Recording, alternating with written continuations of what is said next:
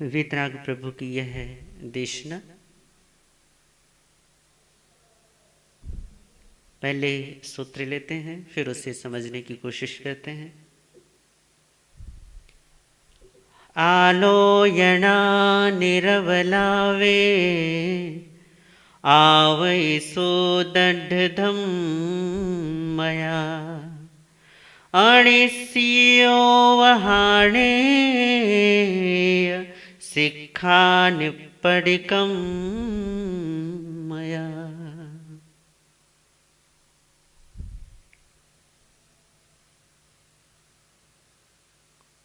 आलोचना, निरपलाप, आपत्ति में धर्म की दृढ़ता, निष्काम उपधान तप की आराधना, शिक्षा की प्राप्ति एवं निष्प्रतिकर्मता, ये 32 योग संग्रहों में से कुछ योग संग्रह हैं। कल योग संग्रहों पर हमारी चर्चा आरंभ हुई। उसी विषय को हम आज भी थोड़ा सा आगे बढ़ा लेते हैं, थोड़ी चर्चा कर लेते हैं। योग संग्रह अर्थात अध्यात्म योग के कुछ उपाय।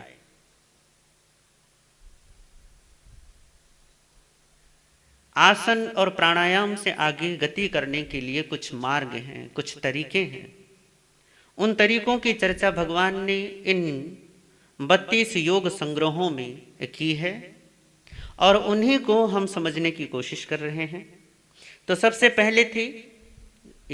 पहला जो योग संग्रह है उसे भगवान ने कहा है वो है आलोचना। आलोचना, इस पर थोड़ी चर्चा हमारी कल हो चुकी है। इसी विषय को आगे बढ़ाते हुए अन्य विषयों पर भी चर्चा करते हैं। आलोचना, ये शब्द ही हमें अपना अर्थ बताता है। लोचन शब्द है, लोचन का तात्पर्य होता है आंख। हमारे नयन, आंखों को लोचन कहते हैं, या जिनसे देखा जाए उनको लोचन कहते हैं। जिसमें देखने की शक्ति होती है उसे हम लोचन कहते हैं। भगवान विष्णु और भगवान श्री राम का एक नाम है कमल नयन या कमल लोचन। कमल की तरह जिनकी आंखें हैं, कमल के पत्र की तरह सुंदर, वो है कमल लोचन।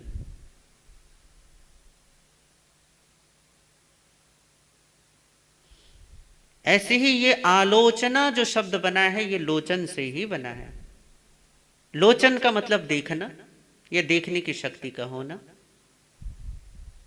और आलोचन आ उपसर्ग है तो आ का मतलब हो गया पूरे तरीके से देखना, अच्छे ढंग से देखना।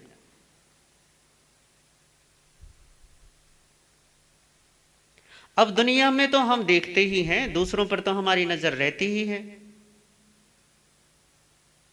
आलोचना का मतलब किसी अन्य को देखना नहीं है। आलोचना का मतलब है परिपूर्ण तरीके से अपने आप को देखना, अपने व्यवहार को, अपने मानसिक विचार को, अपने पूरे के पूरे कार्मिक जगत को परिपूर्ण तरीके से जांचना, परखना, उसी को कहते हैं आलोचना। एक शायरी मुझे बड़ी पसंद है, पता नहीं गालिब की है या किसी और ने बनाई, पर पंक्तियां बहुत अच्छी हैं कि उम्र भर गालिब हम यही गलती करते रहे, कि उम्र भर गालिब हम यही गलती करते रहे, धूल चेहरे पर थी और हम आईने साफ करते रहे। हमें जब भी दोष का दर्शन होता है तो दूसरों में होता है, जब भी कोई अवगुण दिखाई देता है तो दूसरों में दिखाई देता है। जब भी कोई भूल या कोई गलती नजर आती है तो दूसरों में या संसार में नजर आती है, पर आप ये भूल जाते हैं कि वो नजर जो दोष देख रही हो वो निर्दोष कैसे हो सकती है।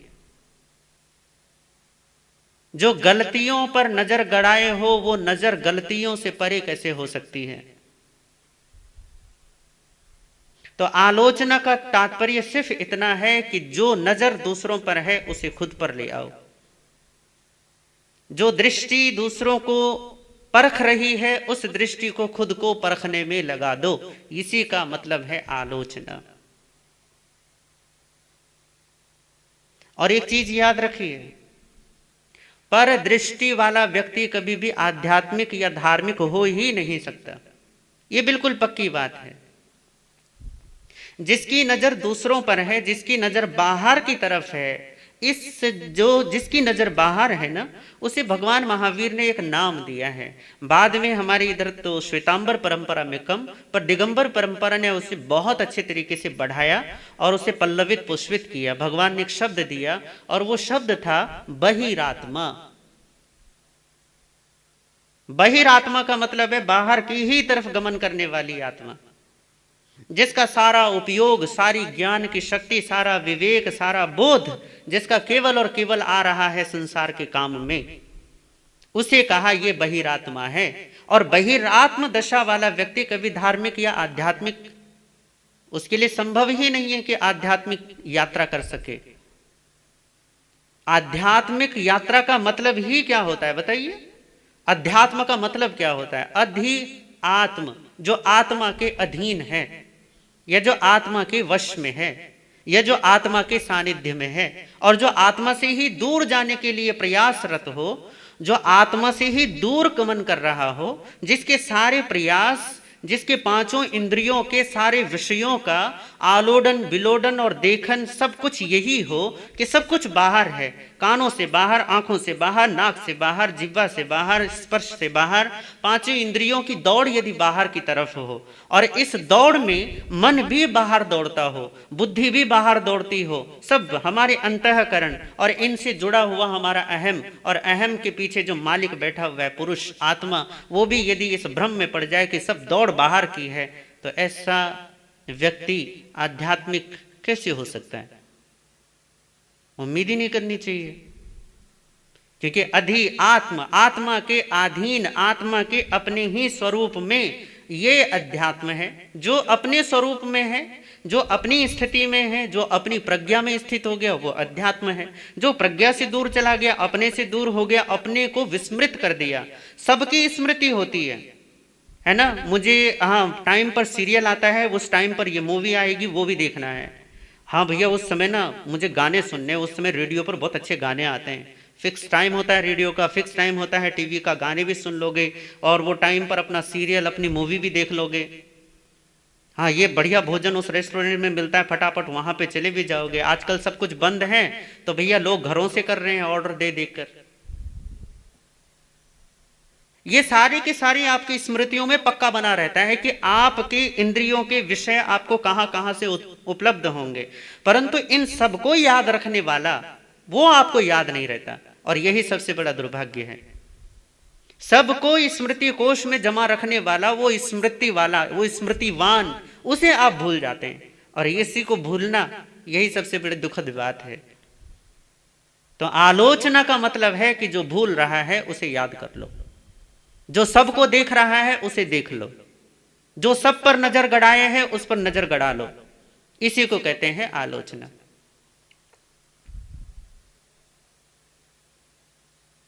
दूसरा, निरपलाप। आलोचना का तात्पर्य एक ये भी होता है कि व्यक्ति अपनी ही भूलों के प्रति, अपनी ही गलतियों के प्रति पश्चाताप करता है और उन गलतियों को, उन भूलों को गिनता है। पर दूसरा जो है वो है निरपलाप। अब ये जो निरपलाप शब्द है ना, ये भी दो उससे बना है, दो शब्दों के मेल से बना है। एक इसमें उपसर्ग है और दूसरा एक शब्द है। एक है अपलाप, और अपलाप इसको भी बल्कि हम कहेंगे कि ये तीन शब्दों के मेल से बना है। पहले निर, फिर अप, और तीसरा है आलाप या लाप। आलाप का मतलब, लाप का मतलब होता है कुछ कहना, अप का मतलब होता है कम या ज्यादा, और निर का मतलब होता है रहित। निरपलाप का मतलब होगा है जो जैसा है उसे वैसा ही कहना, ये निरपलाप है। जो जिस तरीके से है उसे उसी तरीके से कहना, जो जिस ढंग का है उसे उसी ढंग का कहना, ना घटाना ना बढ़ाना, उसे कहा जाता है निरपलाप। अब जब हम अपने आप को देखते हैं ना, तो लोग अपने बारे में ही सबसे बड़ी दुविधा में फंसे होते हैं, अपने बारे में ही सबसे बड़े अन्याय युक्त हो जाते हैं। या तो हम अपने बारे में कुछ कम कर देते हैं या कुछ ज्यादा कर देते हैं। जैसे यदि कोई गलती हो जाए तो हमेशा हमारी कोशिश होती है कि हम अपनी गलती को कम करके आंकें, कम करके बता दें, कुछ न कुछ डिफाइन करने का, अपनी भूल को, अपनी बेभानी को, अपने प्रमाद को किसी न किसी तरीके से अच्छे शब्दों का जामा पहना के या कोई अच्छा तर्क दे के हम उसे सही सिद्ध करना चाहते हैं। यह भी अपलाप है। अपलाप का मतलब कि आपने उसमें कुछ घटा दिया या कुछ बढ़ा दिया। कई बार हम कोई छोटा सा अच्छा काम कर देते हैं तो उसको और जामा पहना के कुछ और उसे क्या करना चाहते हैं, उसे और बड़ा करके दिखाना चाहते हैं कि देखो मैंने ये काम किया। बात बड़ी छोटी होती है, सामान्य होती है, पर वो सामान्य प्रशंसा की बात भी आपके लिए वो बढ़ाने की कामना, वो इच्छा भीतर में पैदा हो जाती है कि यार यदि हम इसे दूसरों को बताएंगे तो दूसरे लोग भी तो प्रशंसा करेंगे।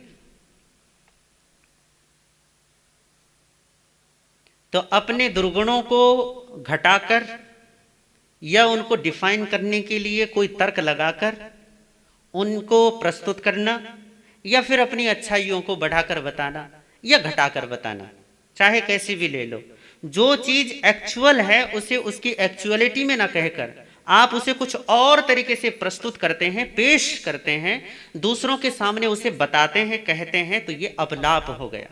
और परमात्मा कहते हैं कि अपलाप नहीं करना, जो जैसा है उसे वैसा ही कहना, ये निरपलाप है। निरअपलाप, अपलाप का मतलब है जैसा था वैसा नहीं कहा गया, जैसा कहना चाहिए था वैसा तुमने कहने की कोशिश ही नहीं की। और भगवान क्या कहते हैं कि ये योग संग्रह है। योग संग्रह का मतलब कि ये अध्यात्म योग का एक कारण है कि जो जैसा है उसे वैसा ही कह दो। ये निरअपलाप है, निरअपलाप से रहित अवस्था, कि जो जैसा है आपने वैसा ही कहा है, आपने सत्य कहा है, कम या ज्यादा करके नहीं कहा।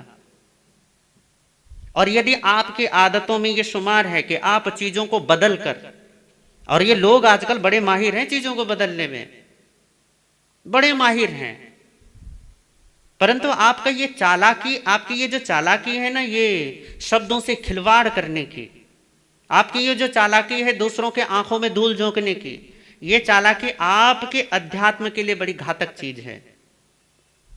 आपकी आध्यात्मिक साधना के लिए यही सबसे बड़ा दुर्गुण है, सबसे बड़ा दोष है।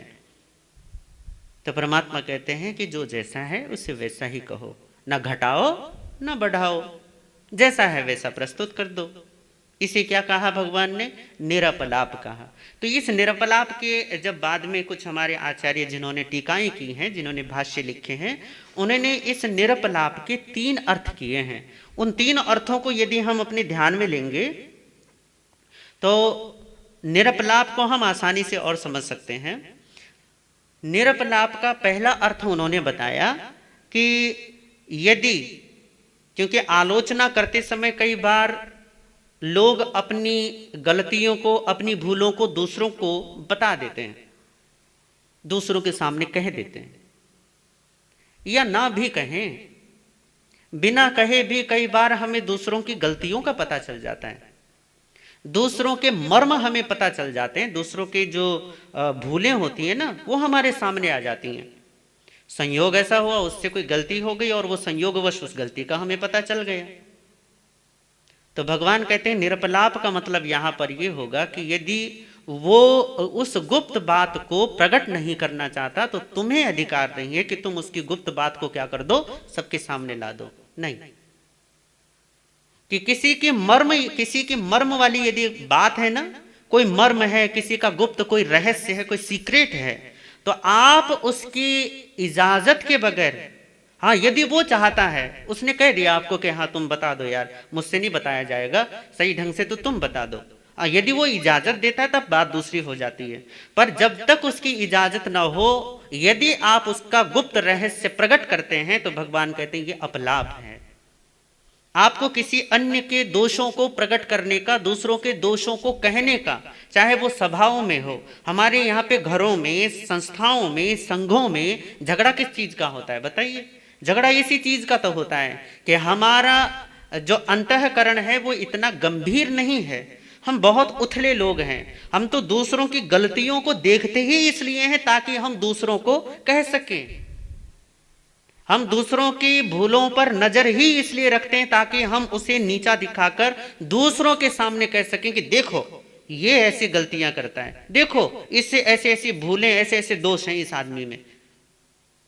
और यदि आप केवल और केवल दोष दर्शन करके, दूसरों पर आरोपण करके, दूसरों को उनकी भूलों को दिखाकर उन्हें नीचा दिखा रहे हो, तो भगवान कहते हैं कि फिर अध्यात्म की यात्रा तुम्हारे लिए नहीं है, ये धार्मिकता का ढोंग फिर छोड़ दो कि दूसरों की गुप्त बात प्रकट नहीं करनी, चाहे छोटी हो या बड़ी हो, उसे प्रकट नहीं करना। अब यहां पे भी बड़ी समस्या आ जाएगी कि कुछ ऐसी बात है जो फिर घर में या परिवार में या संस्था में जो बात नुकसान पहुंचा सकती है, कि आदमी यदि संस्था में है, भैया उसने पैसे में कुछ गबन का काम कर दिया तो ये तो संस्था के लिए हानिकारक है ना। अब आदमी अपने ही घर में यदि चोरी करने लग जाए तो ये भी तो एक सीक्रेट है, तो इसको प्रकट करना है या नहीं करना? विषय ऐसा नहीं है, इसे इस तरीके से ना समझें। विषय ऐसा है जो व्यक्तिगत सीक्रेट्स होते हैं, व्यक्तिगत, जिनका प्रभाव उसके अपने ही जीवन तक सीमित है, जिन गलतियों की वजह से वो खुद पीड़ित है, उन भूलों को, उन गलतियों को कहीं और प्रकट नहीं करना, दूसरों को नहीं बताना, किसी का मर्म किसी के समक्ष प्रकट नहीं करना। यह अपलाप का, निरपलाप का पहला अर्थ है। दूसरा अर्थ भगवान ने कहा कि व्यर्थ बातों से दूर रहना।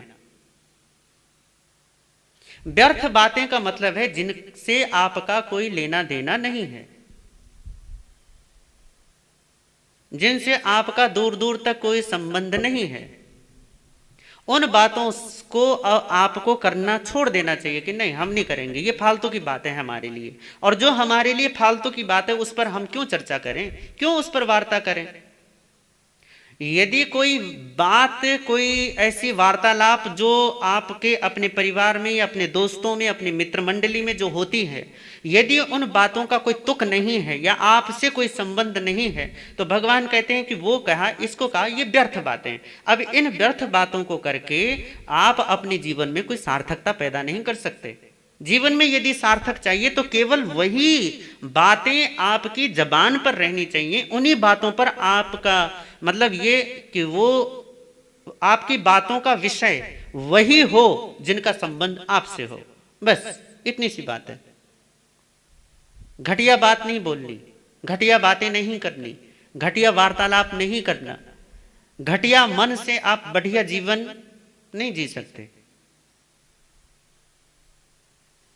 घटिया बातों में रस लेकर आप जीवन को बढ़िया नहीं बना सकते।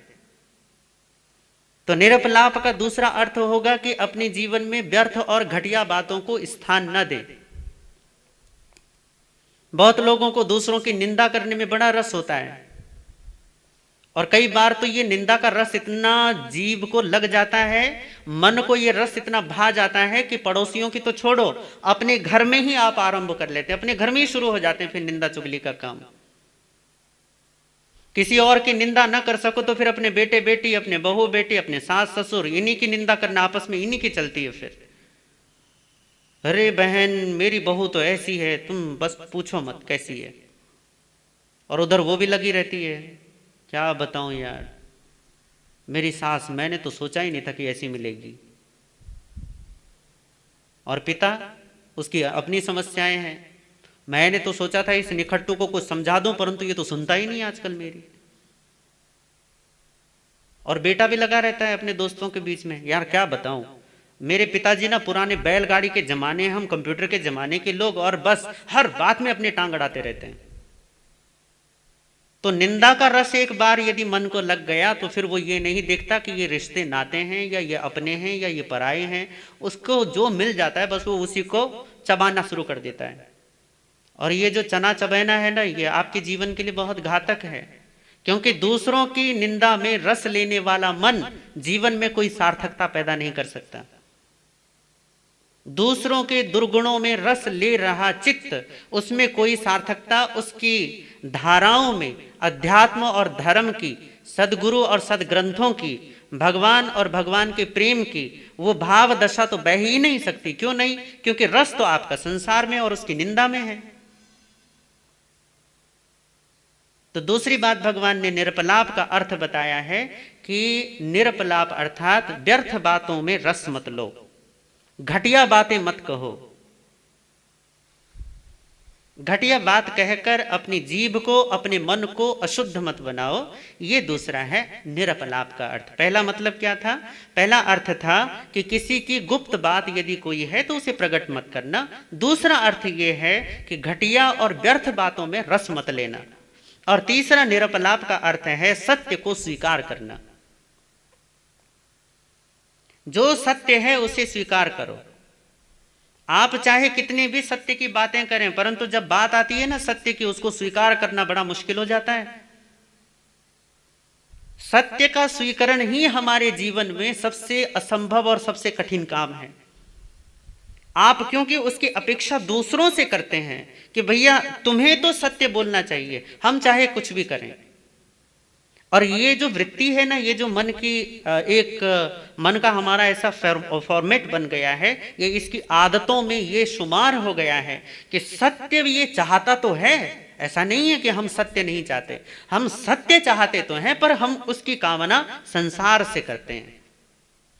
हम झूठ नहीं चाहते, बस हमारा झूठ केवल हमारी इच्छाओं में वहीं तक रहता है कि भैया ये हमें झूठ नहीं चाहिए, पर वो हमें दूसरों से नहीं चाहिए।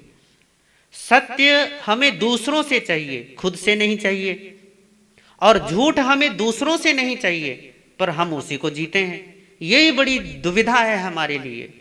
और ये जो दुविधापूर्ण चित्त है, ये जो खंड खंड बटा हुआ मन है, ये अनेक भागों में बटी हुई बिखरी हुई जो बुद्धि है, ये आपको धर्म के रास्ते पर एकाग्र नहीं कर सकती, आपको बढ़ा ही नहीं सकती। आप बिखरे हुए चित्त के साथ धर्म कैसे कर सकोगे? और झूठ का मतलब इतना ही है, झूठ का मतलब कुछ भी नहीं है। झूठ का मतलब है बटा हुआ मन। आपने कुछ ऐसा बोल दिया, कुछ ऐसा कर दिया, कुछ ऐसा सोच लिया कि आपका मन तुरंत कई भागों में खंड खंड में बिखर जाता है। अब बिखरा हुआ चित्त, बिखरा हुआ मन जो है वो धर्म की तरफ चल ही नहीं सकता, उसकी योग्यता ही नहीं होगी। तो चित्त को यदि एक करना है तो एकाग्रता के लिए ये जरूरी है कि जो जैसा है उसे वैसा स्वीकार कर लो। सत्य को स्वीकार करने का साहस रखो। सत्य के रास्ते पर चलने की हिम्मत अपने अंदर पैदा कीजिए, ताकि आप धर्म के रास्ते पर सही ढंग से चल सकें, गति कर सकें। हमने झूठ की इतने बाड़ा बंदियां कर दी हैं अपने जीवन में कि धर्म तो करते हैं परंतु उसका प्रभाव नहीं होता। कारण क्या है? कारण यह है कि सामायिक भी होती है और झूठ भी चलता है। कारण यह है कि तपस्या भी करते हैं और बेईमानी भी चलती है। कारण यह है कि प्रवचन भी सुनते हैं, स्वाध्याय भी करते हैं और झूठ और बेईमानी का जीवन भी जीते हैं। तो होता क्या है कि इधर तो किया और पीछे झूठ बोला और सब साफ हो जाता है। किया किया किया कराया सब बराबर हो जाता है। इस बराबरी को बचाने के लिए, अपने धर्म की संपत्ति को यदि सुरक्षित करना चाहते हो तो भैया झूठ के अंधकार में आने वाले चोरों से, अज्ञान और मिथ्यात्व के चोरों को दूर रखो। और इन चोरों को आने का रास्ता देता है झूठ, असत्य। तो भगवान कहते हैं कि दूसरा जो अध्यात्म योग है वो है निरअपलाप। निरअपलाप पहला अर्थ क्या था? पहला बताया भगवान ने कि गुप्त बातें प्रकट मत करना, किसी का मर्म किसी के सामने प्रकट मत करो। ये बहुत बड़ा विषय है, ये तो मैं आपको संक्षिप्त में बता रहा हूं। किसी के गुप्त रहस्यों के प्रकट करने के आपको क्या क्या परिवार में, घर में, समाज में कई बार कितने बड़ी बड़ी दुर्घटनाएं घटित हो सकती हैं, इनसे तो आप भी अनजान नहीं हैं। कितने अच्छे अच्छे रिश्ते टूट सकते हैं, अच्छे अच्छे घर टूटकर बर्बाद हो सकते हैं। किसी का एक छोटा सा सीक्रेट आपने बम फोड़ दिया और सब स्वाहा, सब खत्म। तो किसी का गुप्त प्रकट मत करो, व्यर्थ और घटिया बातों में रस मत लो, और तीसरा सत्य को स्वीकार करो। ये निरपलाप के 3 अर्थ हैं। तो आलोचना पहला अध्यात्म योग है, दूसरा है निरपलाप, इसके बारे में हमने चर्चा कर ली। तीसरा जो है वो है आपत्ति में दृढ़ धर्मिता, कि संकट के समय में भी धर्म की दृढ़ता का होना। अब धर्म की दृढ़ता का क्या मतलब है? ये नहीं कि आप बिल्कुल लठ लेकर गड़ा कर बैठे हैं कि हाँ हम तो धर्म पर दृढ़ हैं, है ना, झंडा ऊंचा रहे हमारा। ये धर्म दृढ़ता नहीं है। मैं बस गर्व से कहूं मैं हिंदू हूं, गर्व से कहूं मैं जैन हूं, और भैया अल्लाहू अकबर और उठाकर चल पड़ो अपने अपने झंडे, ये कोई धर्म दृढ़ता नहीं है। ये तो सिर्फ मूर्खताएं हैं, मूढ़ताएं हैं लोगों की। नफरत को और घृणा को धर्म का जामा पहनाकर भैया कहां जाओगे? सबसे तो छुपा लोगे अपनी इस घृणा को, खुद से कैसे छिपाओगे? तो दृढ़ धर्मिता क्या है? दृढ़ धर्मिता का मतलब होता है आव ईसु। यहां पे क्या भगवान ने कहा, शब्द दिया है आव ईसु। आव ईसु का मतलब होता है आपत्ति में। आपत्ति का मतलब संकट, दुख आ जाए तब भी धर्म की दृढ़ता रहे। अब जब आपके जीवन में दुख आता है तो खुद से पूछो किसकी याद आती है, क्योंकि जिसकी याद आएगी आप उसी के प्रति समर्पित हो जाएंगे। मान लीजिए कि व्यापार में यदि कोई घाटा होता है तो किसकी याद आती है? पैसे की याद आती है या भगवान की याद आती है? तब आपके मन में पैसा ही होता है, भगवान नहीं होता, परमात्मा थोड़ी ना होता है। धन में घाटा हो जाए तो धर्म की याद नहीं आती। शरीर बीमार पड़ जाए तो किसको? अपने चैतन्य की, अपने राम की याद आती है, बताओ। हाँ, यदि आपके थोड़े नंबर कम आ जाएं या आप अपनी क्लास में फेल हो जाओ तो फेल होने के बाद ये तो होएगा कि भैया दुनिया क्या कहेगी, लोग मजाक उड़ाएंगे, लोग कहेंगे इतने कम नंबर आ गए, अब क्या होगा, तो टेंशन में चले जाओगे, तनाव में चले जाओगे, परंतु आपको परमात्मा की जरा सी भी याद नहीं आने वाली। दुख के दिनों में आप जिसको याद करते हैं समझ लो कि वही तुम्हारे जीवन का हिस्सा है और वही तुम्हारे जीवन की दृढ़ता है। अब धर्म की दृढ़ता क्या है? तो परमात्मा कहते हैं आपत्ति में धर्म की दृढ़ता। मतलब कि यदि आपत्ति काल में भी तुम अपने धर्म को याद कर रहे हो, संकट का समय है परंतु फिर भी परमात्मा को तुम अपने साथ रखे हो, तो ये धर्म की दृढ़ता है। कि संकट है जीवन में, सब कुछ विपरीत चल रहा है, पर फिर भी परमात्मा के प्रति अहोभाव कि परमात्मा तेरा धन्यवाद है। भगवान बुद्ध के एक शिष्य थे पूर्ण, और उन दिनों ये महाराष्ट्र का जो इलाका था ना, अगर आप पुराने जैन ग्रंथ और बौद्ध ग्रंथ पढ़ेंगे तो उसमें ये जो इलाका है ये अनार्य प्रदेश कहलाता था उन दिनों। तो भगवान बुद्ध से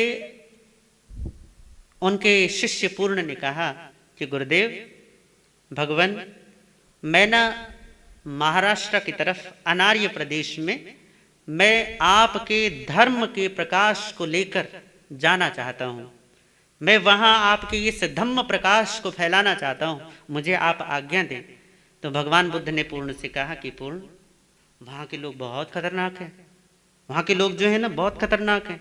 तुम जाओगे तो वो तो पहली बात तो ये है कि वो तुम्हें गांव में ही नहीं घुसने देंगे, वो इतने खतरनाक लोग हैं कि तुम्हें गांव में प्रवेश नहीं मिलेगा। तो पूर्ण बोला कि प्रभु कोई बात नहीं, मैं ये कहूंगा कि मैं ये मानूंगा कि भैया यदि तुमने मुझे गांव में प्रवेश नहीं करने दिया पर यहां से भगाया भी तो नहीं, तो मैं गांव के बाहर बैठ जाऊंगा। तो क्या करे, अच्छा पूर्ण, यदि मान लो कि यदि उन्होंने तुम्हें गांव में प्रवेश दिया पर प्रवेश करने के बाद तुम्हारे साथ मारपीट करी और तुम्हें पिटाई कर दी तुम्हारी अच्छी तरीके से, तो तुम क्या करोगे? यदि उन्होंने मान लो कि तुम्हें गालियां दी, अपशब्द कहे, तो तुम क्या करोगे? तो क्या कर प्रभु, यदि वो मुझे गालियां दें तो मैं ये सोचूंगा कि इन्होंने मुझे मारा पीटा तो नहीं। तो भगवान ने कहा कि बहुत सारे लोग ऐसे भी जो मार पीट करेंगे, तब क्या करोगे? तो क्या कर प्रभु, मैं ये सोचूंगा कि इन्होंने मुझे मारा पीटा पर मेरे को बिल्कुल ही जान से खत्म तो नहीं कर दिया। तो कहा करे फिर भी मान लो कि बहुत सारे लोग ऐसे, क्योंकि अनार्य प्रदेश है, इतनी समझ होती नहीं है, हिंसा अहिंसा का कोई विवेक उनको होता नहीं, जीव हत्या का या जीव रक्षा का कोई प्रयोजन नहीं, और कोई विचार नहीं, कोई विवेक नहीं। तो मान लो कि कुछ लोगों ने तुम्हें मार दिया, तुम्हारी हत्या कर दी, तुम्हें जीवन से रहित कर दिया, तो तुम क्या करोगे? तो क्या कर प्रभु, मैं ये समझूंगा कि मैंने भगवान के धर्म के लिए मेरा जीवन काम आ गया, मैंने अपना जीवन भगवान के धर्म के लिए दिया है। यही आपत्ति में धर्म दृढ़ता है कि संकट चाहे जीवन के रहित हो जाने का क्यों ना हो, पर फिर भी धर्म की याद रहे, तो इसी को परमात्मा कहते हैं धर्म दृढ़ता। बीमार होने पर आपको डॉक्टर की याद आती है, पर यदि वहां धर्म की याद आए तो समझना कि धर्म दृढ़ता। संसार की किसी भी प्रकार की परेशानी हो, किसी भी प्रकार का दुख हो, दुख में प्राथमिक तौर पर यदि आपको परमात्मा का स्मरण होता है तो समझो पक्का कि आपको वो सौभाग्य मिला है जिसको परमात्मा कहते हैं धर्म की दृढ़ता। और ऐसा पता है किसके साथ होगा? मरण काल में भी धर्म उसी के मन में जगह पाएगा जिसने जीवन में जीते जी अपने जीवन में धर्म को स्थान दिया हो। दुख में भी परमात्मा का स्मरण उसी को रहता है, इतना होश जो सुख में परमात्मा का स्मरण करता है। यही धर्म की दृढ़ता है। पहला भगवान ने कहा आलोचना, दूसरा कहा निरपलाप होना, तीसरा कहा धर्म की दृढ़ता का होना। ये क्या है? ये अध्यात्म योग के लक्षण हैं, या अध्यात्म योग में गति करने के उपाय हैं, तरीके हैं। इन उपायों को यदि आप अपने जीवन में अपनाएंगे तो आप योग में, जो योग का पूर्ण लक्ष्य है, उसको अवश्य प्राप्त करेंगे। तो आप भी इस तरफ अपनी गति बढ़ाएं, इन परमात्मा के द्वारा बताए गए बोलों पर अपनी चिंतन, अपनी विचार शक्ति को बढ़ाएं, अपना समय दें ताकि जीवन में ये प्रकट हो। इन्हीं भावनाओं के साथ ओम शांति, ओम शांति।